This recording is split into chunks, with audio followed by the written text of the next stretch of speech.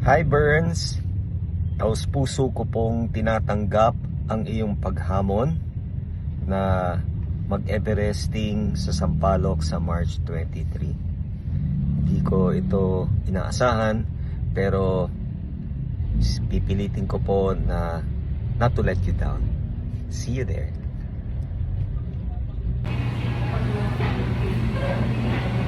Hello, best friend ARF. So, humingi na po ako nung una sa inyo ng patawad.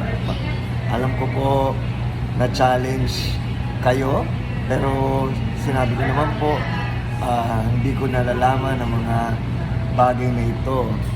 So, pero dahil ito ay para sa ating charity, pipilitin ko rin pong matapos itong 7 times Sampaloc para sa lahat. So lahat tayo sana samahan nyo kami.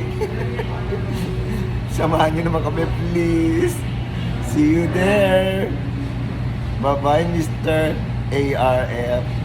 Miss you.